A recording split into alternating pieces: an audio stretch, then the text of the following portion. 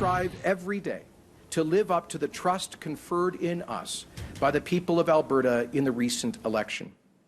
We will seek to do so by keeping our commitments, to deliver change that gets our economy back to work after years of economic adversity. Jason Kenney has named 20 ministers along with 3 associates to his first UCP cabinet.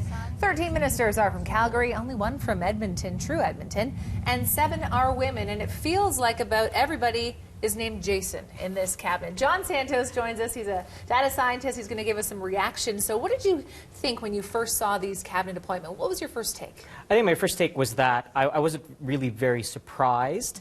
This is very much a Jason Kenney cabinet. There are only 4 ex-Wild Rosers here. There's a lot of new faces, first-time MLAs, and very Calgary-dominated. So, I don't think this should surprise anybody. With it being so Calgary-dominated, if you were from Edmonton, one of the other major centre, how would you feel?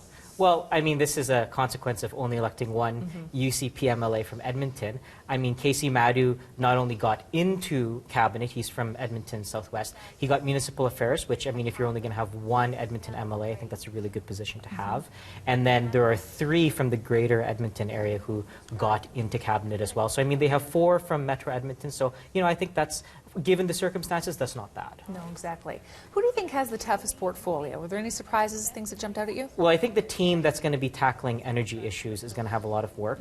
Jason Kenney signaled that's going to be the key priority. So, including himself, there's 3 sort of dealing with energy stuff, right? Jason Kenney as Intergovernmental Affairs Minister, Sonia Savage as the Energy Minister, and then we have an Associate Minister for Natural Gas, which I think is the first that we've seen in Alberta.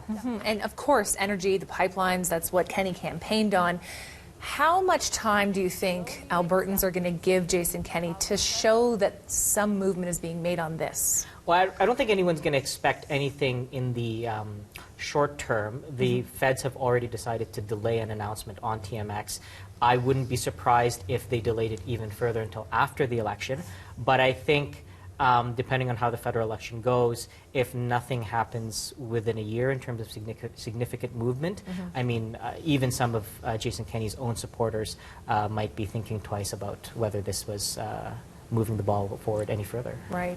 Alberta's new education minister, Adriana Lagrange, is a former Catholic school trustee from Red Deer, and she has been an opponent of GSAs. And do you think that's playing to the base? Is there a lot of playing to the base, or is this a little bit more moderate of a cabinet?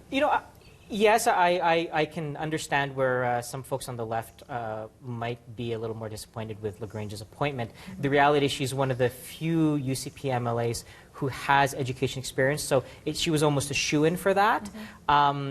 Jason Nixon as Minister of Parks, I think that's another sort of move that's playing more to the UCP base. But at the same time, there's only 4 ex-Wild Rosers who are part of this cabinet, and if you look at true rural ministers, I think there's only 3 from actual rural areas. So, I think this could have been a lot more socially conservative. People like Drew Barnes, who are known for their social conservatism, were excluded from cabinet, and he apparently was quite emotional over that exclusion today. So, I can understand the left's misgivings about Lagrange, but, as far as they're concerned, it probably could have been worse for them. Okay. And just experience-wise, how does this cabinet stack up? Well, I mean, Rick McIver is the only one who's actually served in a cabinet before. But, I mean, you look at the roster here, there's lawyers, there's people with MBAs, there's accountants.